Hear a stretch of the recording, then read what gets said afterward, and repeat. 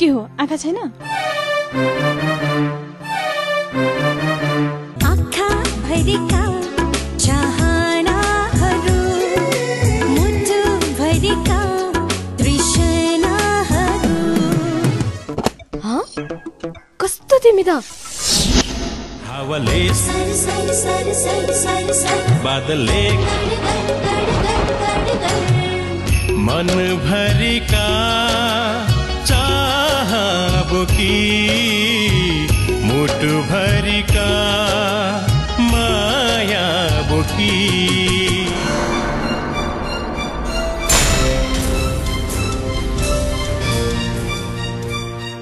तिम्रो निम्ति घरको ढोका जहिले पनि खुला छ। तिमी जहिले चाहन्छौ तिमी आउन सक्छौ। राम्रो बनेको लाग्यो मलाई। यो चाहिँ सन्देश सबैलाई सन्देश बनेको छ। यो कथालाई जुन प्रकारले प्रस्तुत गरिएको छ त्यो चाहिँ एकदम राम्रो छ। एकदमै राम्रो छ फिल्म, असाध्यै राम्रो छ। हिरोको रोल एकदम राम्रो लाग्यो, एक्टिङ राम्रो लाग्यो। Super wonderful. तपाईले बताइ एकदम राम्रो मात्र हो।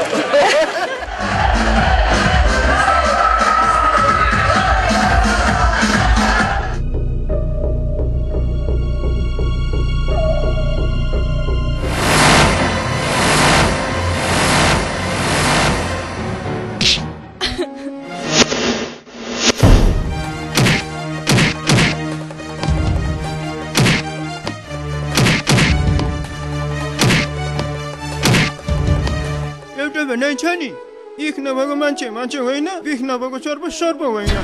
कहिले पनि तपाईको आज्ञा उल्लङ्घन गरिन, कहिले पनि भगेर हिँडिन म। छोरा, बाबु आमा हुनु भनेको यही हो, आफ्ना छोरा छोरीको 1000 गल्तीलाई क्षमा दिने। बाबा मलाई क्षमा गरिदिनुहोस् बाबा, मलाई क्षमा गरिदिनुहोस्। मैले तपाईँलाई अनेक सोच्न पुगे।